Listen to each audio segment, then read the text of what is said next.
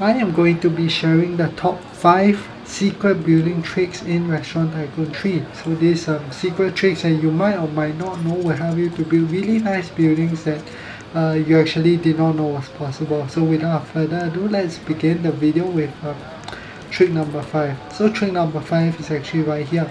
So you might see like this glass balcony, so you might of course be asking what's so difficult about a glass balcony. Now the thing is, right, if I ask you to try to build this, what you're going to do is you're going to go into build, you're going to go into floor, and you're going to try to find the glass floor. Now if you actually look here, where is the glass floor?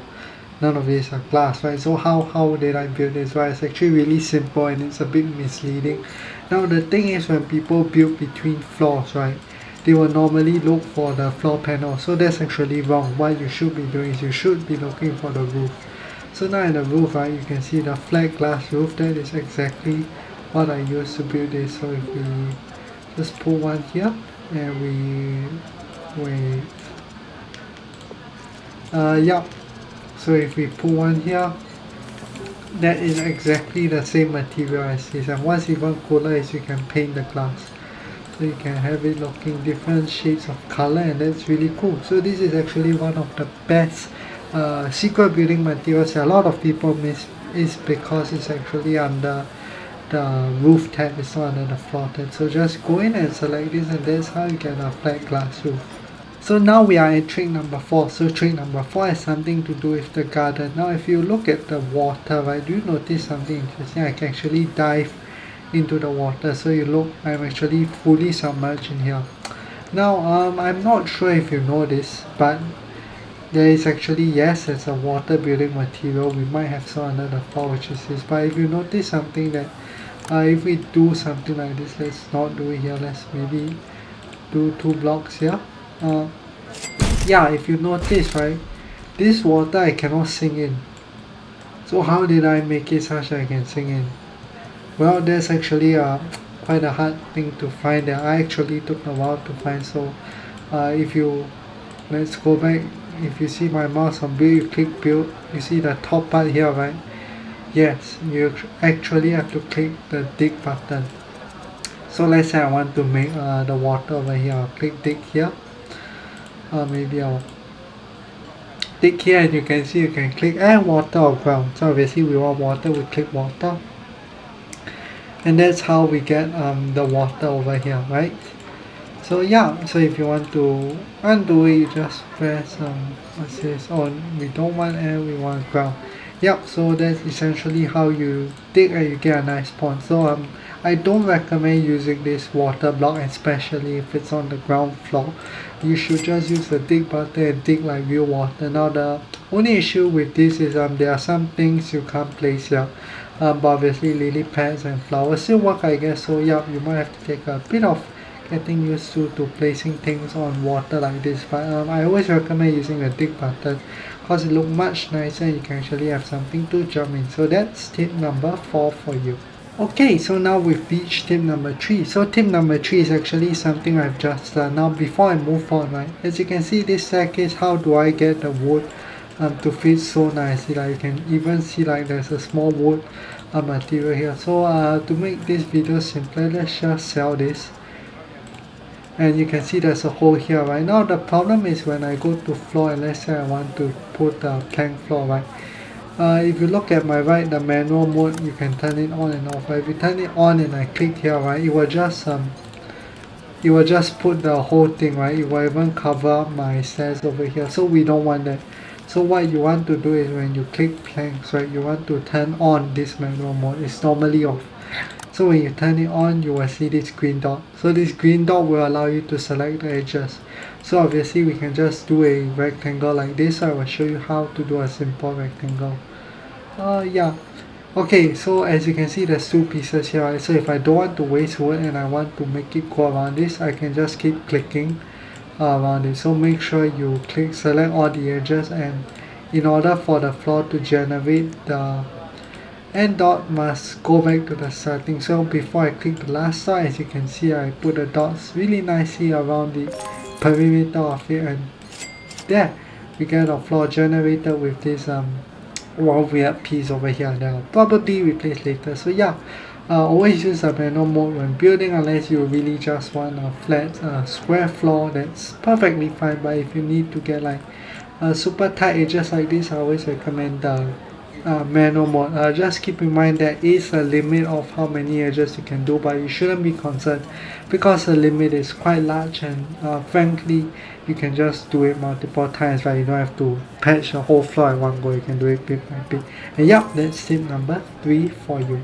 Okay, so now we are at tip number 2. So tip number 2 is a little bit of a trick on how to save time, especially when decorating. Now if you see this wood panel here, right, it's actually a different color from the normal fences I use. So this is actually a wood border over here, but as you can see the color is different, right? So I'm sure you know how to paint it. So that's not the trick. But the question is, if we have so many, right, do we have to like manually click on, especially when you see like I even adjusted the side color. So let's say we want to paint this. So let's just choose what color should we go for? Let's go for black, or let's go for red, right? So let's say I want this color for all my fences, and maybe I want a pink stripes with, I don't know, a blue thing, right? So we have to click 3 times just for one, right? So am I going to click 3 times for everything? No, right? So how do I paint everything this color simply? So as you can see, I've already selected it, right?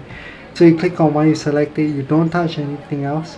You go to the exact same material, which is this, right? I just click here, I'm not doing anything, I just click once and it will get me the exact same color. So I can go around clicking everything and they will all have the exact same color, right? So you just need to color one, then you can click the rest, right? So obviously I'm not going to color it finish because I'm going to have to turn it back later after the video. But yeah, this is a really time saving trick, especially if you want to make all your chairs, sofas the same color, so you don't have to like manually go in and choose all of this. So yeah, this is a really helpful trick that's good to know.